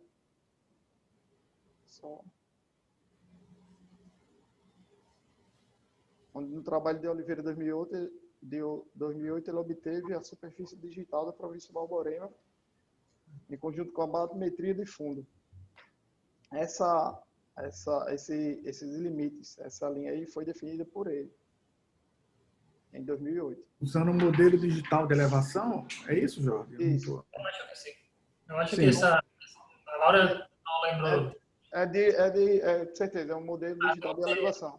No trabalho do Roberto Gustavo, eles fizeram essa compilação de dados digital de elevação. Certo? E eu acredito que essa linha deve ser uma linha de altitude que define um ISO valor aí para definir o plano. Acredito que seja isso. Agora, não lembro qual é o valor de... Perfeito. Não, daí seria impossível também a gente lembrar isso aqui. Não é só para você, talvez, fazer algum comentário, você parar para pensar em algum momento o que é que você tem uma interpretação que foi feita certamente baseado no modelo digital terreno, e agora você tem um limite subterrâneo aí da província Borborema, uma assinatura subterrânea da província Borborema, e ver como é que essas duas coisas... Isso dá material para discussão, porque certamente você tem gravimetria aí no meio aí também. A gente chega muito profundo aí. A gente vê isso como uma anomalia positiva, porque como está elevado, não tem sedimento. Perfeito, exatamente. Então era esse tipo de... Pronto, exatamente, era esse tipo de comentário que era importante ser feito. Eu ia perguntar sobre aquela anomalia azul, mas ela claramente é um artefato, né, dos limites, né? Deixa eu perguntar aqui, fazer meio que uma pergunta, mas ela tem, na verdade, duas desdobramentos para uma segunda. Eu não vi, a menos que eu tenha me escapado aqui, como é que em que período de tempo você tem essa cobertura temporal dessas estações, porque foram equipamentos que foram instalados em períodos de tempo diferentes, e isso aí não ficou muito claro, digamos assim, tem um mapa da completeza de cada dado, de cada estação, e como isso sobrepõe com as estações de cada período, de cada banda de frequência diferente. Eu queria que você fizesse um comentário sobre o período de completeza dos dados, assim, como é de quanto a quanto da rede de período curto, mais ou menos, como ela se sobrepõe com a rede de banda larga. Eu procurei períodos, eu procurei o mesmo período. Eu usei 3 anos. Quando eu baixei os dados, eu peguei de 2011, de 2010 a 2013. Não, desculpa, 2011, 2012, 2013, 3 anos. Então, eu utilizei esse mesmo período, tanto para as estações de período de curto, como as estações de banda larga. Como as estações de banda larga, elas foram estações temporárias, né? Algumas estações... Banda larga são temporárias? De período curto, desculpa. Como as estações de período curto foram estações temporárias, então, algumas funcionaram 2 anos, outra 1 ano, entendeu? Mas a janela de tempo que eu defini foram 3 anos. 2011, 2012 e 2013. Mas aí a questão é, então, para as estações da rede sismográfica do Nordeste, você tem esses 3 anos, porque essas são permanentes. Tá? Então, com as outras período curto e as de banda larga temporária, depende de qual foi o período em que elas estiveram aí trabalhando.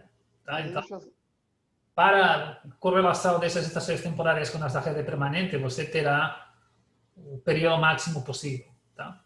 Agora, aí a gente tem que ver qual é a sobreposição entre as redes temporárias. As estações de período curto, eu peguei o tempo máximo. Eu peguei todo o tempo que cada uma funcionou. Sei. Tá bom. E você verificou se durante esse... Eu entendi, até porque essa rede de período curto fomos eu e o Jorge que instalamos aí em 2011, já há quase 10 anos aí, né? Exatamente. A primeira viagem de campo do Jorge aqui no Brasil. Mas deixa eu perguntar uma coisa. Durante esse período 2011 a 2013 que você utilizou, você verificou se houve algum experimento temporário de período curto que pudesse ser aproveitado também? Você verificou se tinha alguma outra... Ou você focou só nessa? Ou você acha que não valia a pena? O que você pode comentar a respeito disso? Não entendi bem a pergunta. Desculpe, como assim um experimento temporário? Você sabe que um dos trabalhos do laboratório sismológico também é monitorar temporariamente alguma atividade sísmica em algum local. E aí você adquire dados durante alguns meses, em alguns experimentos. E aí esse dado é um dado também da mesma natureza do outro que você tem, de período curto. Quero saber se você teve se valia a pena, se você verificou se valia a pena aproveitar esse dado, se tinha se isso poderia ser aproveitado de alguma forma no seu trabalho. Claro que a rede é muito fechada, então do ponto de vista para aumentar uma estação, um experimento, né? Mas assim, eu queria saber se você teve tempo de olhar para esse tipo de questionamento.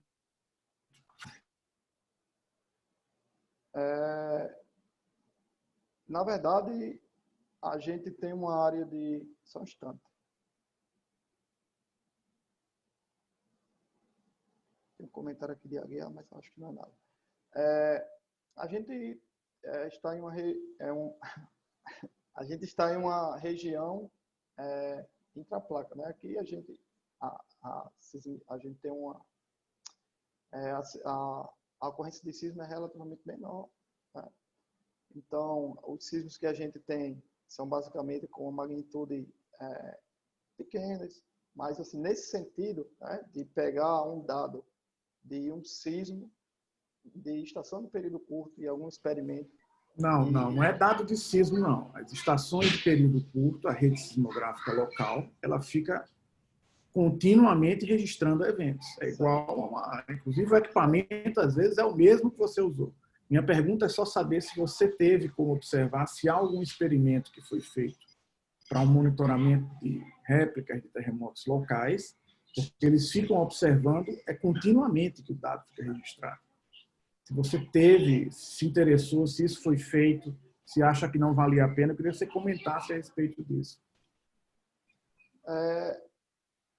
Na verdade, não foi feito nenhum trabalho nesse sentido. O que eu fiz foi pegar todo o volume de dados disponível pelas estações de período curto. Mas é isso que eu estou dizendo. Existem outras estações de período curto que, eventualmente, poderiam lhe fornecer algum dado útil. Estou perguntando se você olhou sim ou não. Sim, não, eu peguei todas as estações de período curto. Todas as que existiam. Não, sim. Não, acho que eu não entendi a pergunta do professor Adelson. A gente só pegou as estações do INCTF, que sim, do INCTF. Esperando por 3 anos, por 2,5.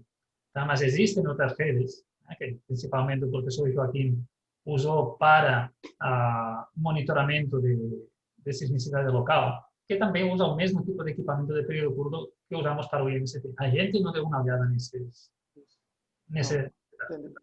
E o motivo, Aderson, é que, no geral, o período de registro desses experimentos temporários do Joaquim é curto, certo? Ou seja, Certo, menos de 100 dias, né? e aí talvez daria para aproveitar alguma função de green em distância curta, certo?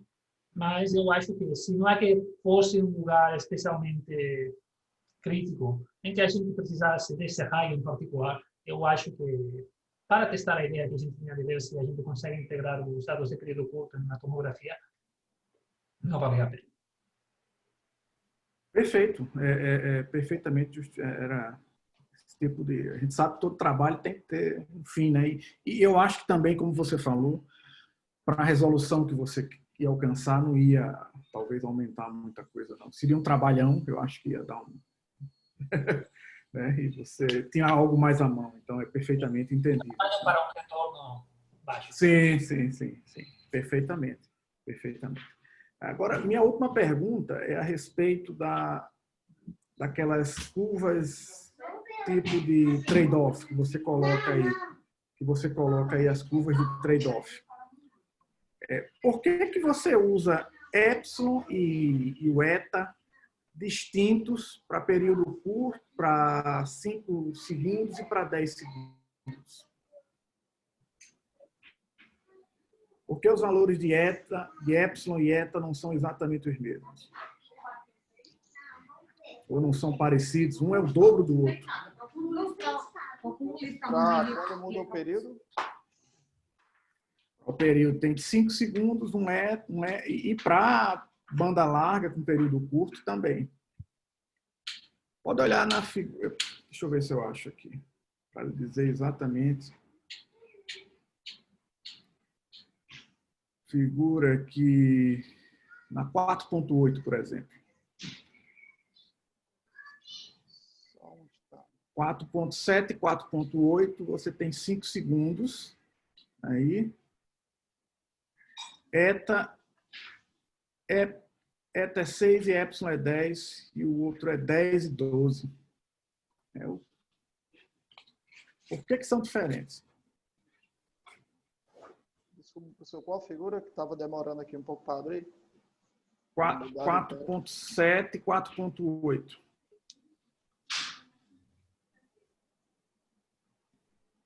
Página 53 e 54. Certo. Isso, obrigado, Marcelo.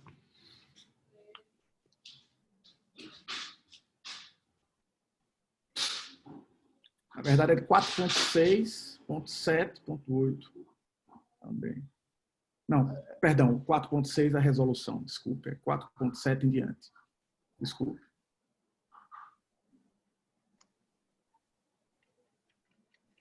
Na verdade, a gente tem valores diferentes. Quando eu regularizo a tomografia a período de 5 segundos, e depois quando eu regularizo para período de 10 segundos, eu tenho valores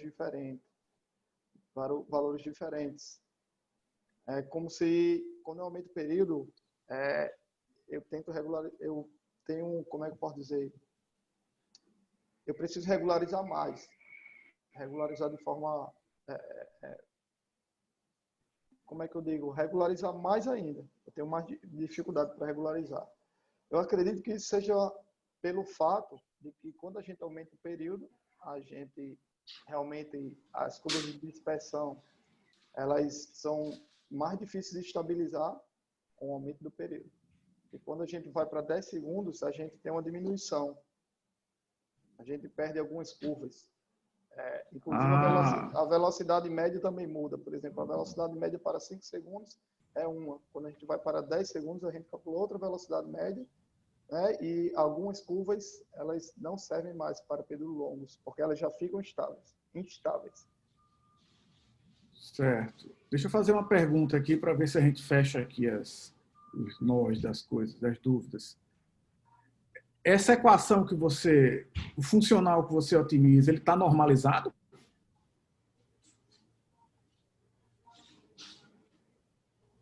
aquela equação na sua apresentação, que agora eu não estou achando aqui na sua dissertação, que é a equação que vem o desajuste nos dados, suavização e o dumping.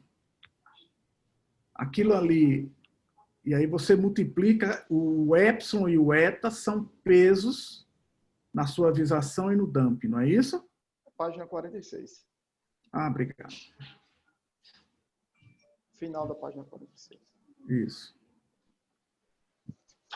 Não é isso? Pode repetir, por favor? Essa equação 1 aí, você tem o primeiro termo, que é o desajuste no dado, né? Certo. O segundo termo, você falou que é o... É um vínculo. É um vínculo de quê?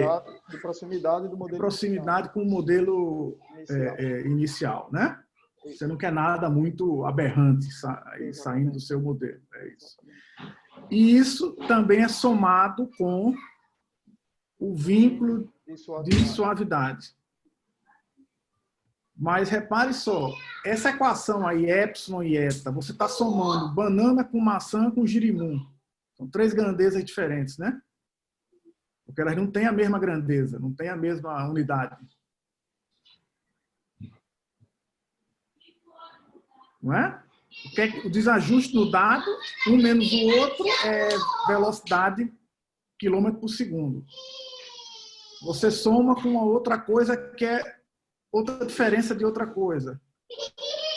E no final não dá alguma coisa que você soma as mesmas unidades. Então esse epsilon aí e o eta, eta, né? Meu grego não é tão bom assim. Epsilon e eta. Eles estão normalizados? Não. Não. Então você esperaria que se você mudasse a quantidade de dados, o epsilon e o eta seria o mesmo? Não. Não. Então, pronto. Matamos a charada, eu acho que é isso. Como seu dado não é normalizado. Tal e como está planteada essa tomografia, os termos de regularização não estão normalizados. Exato. Mas é isso que eu quero saber. Lá no código ele normaliza ou não? Eu não sei. Não, né? A normalização é implícita quando você faz a seleção dos parâmetros. Isso. E aí tá essas coisas assim. Eu desconfio que se você normalizasse, daria exatamente o mesmo valor, muito parecido. Na tomografia você tem que calcular essas coisas, você tem que avaliar esses parâmetros. Isso. Pensa que pode estar sempre os mesmos valores. Não, tranquilo. Eu não estou dizendo que está correto, mas era esse tipo de raciocínio que era bom a gente desenvolver aqui, Cícero, para esse tipo de problema. Você está terminando o mestrado e tem que entender claramente quais são as nuances, como essa daí, no seu trabalho, tá certo? Mas, assim, eu estou plenamente satisfeito, assim, eu acho que foi Parabéns mais uma vez pelo trabalho, o trabalho de orientação também. E eu agradeço a oportunidade aí de contribuir. Eu vi que o artigo está submetido, né? Então, parabéns também por mais essa publicação. E esperar agora. Espero que demore menos que o meu. Eu tenho um que ontem eu recebi, depois de 10 meses. 10 meses e eu cobrando, viu? E eu cobrando. Foi. Qual revista? Pure and Applied Geophysics, por isso que... Mas eu acho que foi eu estou imaginando que foi um outlier aí. Foi bem... E, na verdade, só ele colocou a culpa na pandemia. O editor, foi devido à pandemia. Foi. E um revisor só que respondeu, você acredita? Ainda bem que ele fez um trabalho bom e o próprio editor que fez depois o trabalho de revisão. Mas boa sorte aí, tá bom? Obrigado aí e eu encerro aqui minha participação aí. Um abraço. Obrigado.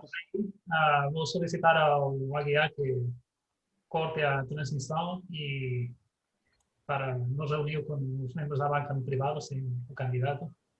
Ok. Cícero, você vai me dar licença, agora eu vou colocar você aí numa sala de espera, daí a pouco a gente traz você de volta, certo? Tudo bem, tranquilo. Tá. Ok, Cícero já foi. Estamos no E a ar. partir de agora a gente retomar a gravação e a transmissão. Perfeito. Então, Cícero, a reunião da banca foi breve, isso é sempre uma boa notícia. Tá? E, enfim, todos concordamos que você fez um bom trabalho, respondeu os questionamentos da banca de forma satisfatória, tá? Então você está aprovado, parabéns, certo? Finalmente, demorou, mas conseguiu, tá? Meus parabéns.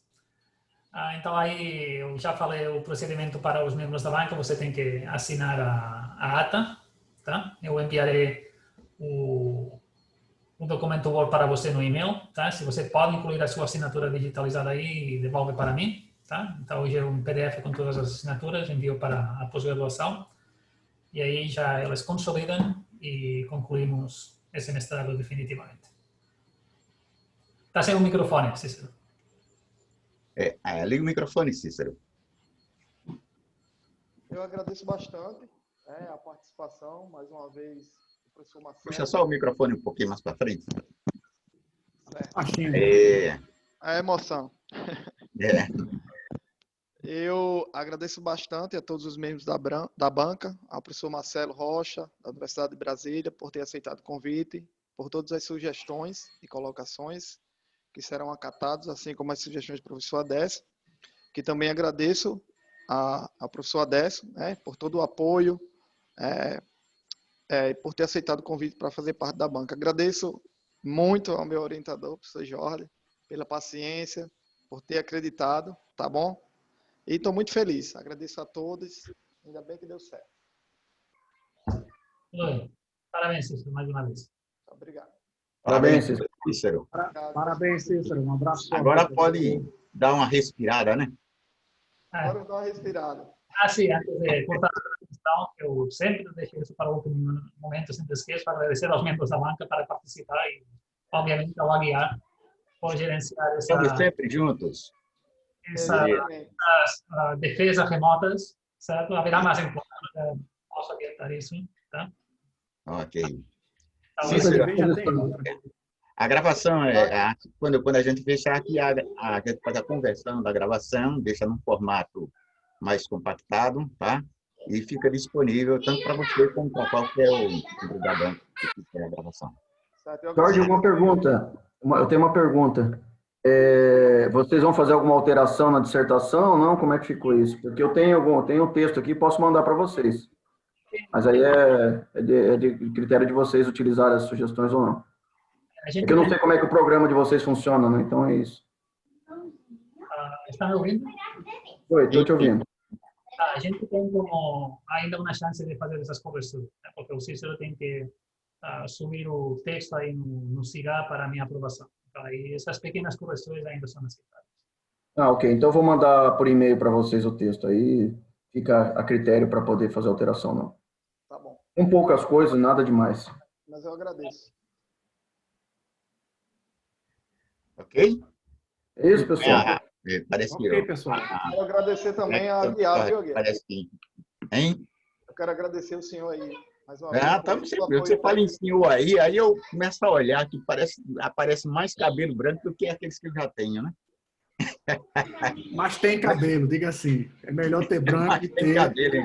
É melhor do que não ter, né? Pintar é mais fácil que fazer crescer. Fazer crescer realmente é muito trabalho.